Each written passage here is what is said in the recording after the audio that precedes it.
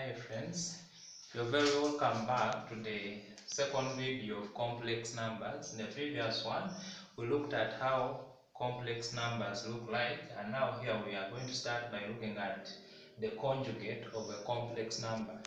To some of you who remember SADs of O level, you used to hear about conjugates. So it's the same concepts that we are going to look at here. And with this one, if you're given a complex number Z, then the conjugate is always denoted as Z bar or Z star. And if we are given Z as a complex number, which is A plus BI, then its conjugate, the conjugate Z bar is the number or is the complex number which is just as a result of changing the sign that is in the middle here. That one means that we have our Z bar as A minus BI. Also, in most cases it's too confusing when they start by the imaginary part and they end with the real part. It confuses students. So take an example.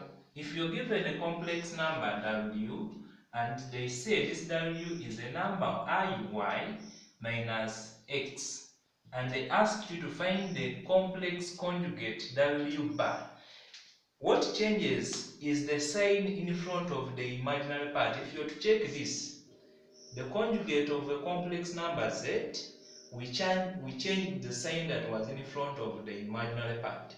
Also here, we change the sign here. It's better always to first rearrange this.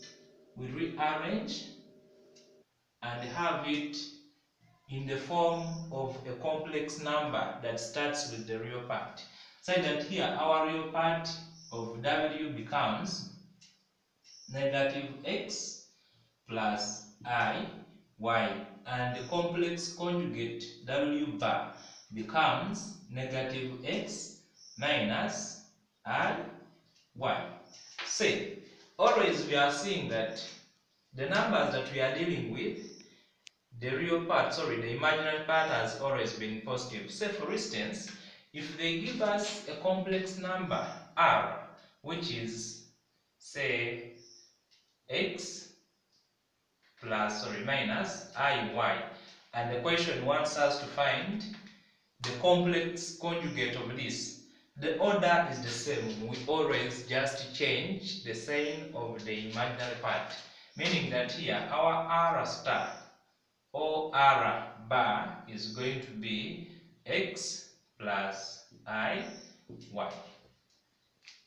Now, in the next lesson, because this was more of an addition of what we have so far looked at, we shall be looking at the operations, that's addition, subtraction, multiplication and division. But before we go there, I know in most cases it's hard for some of my students to just end things on the way like this in the terms of X and Y.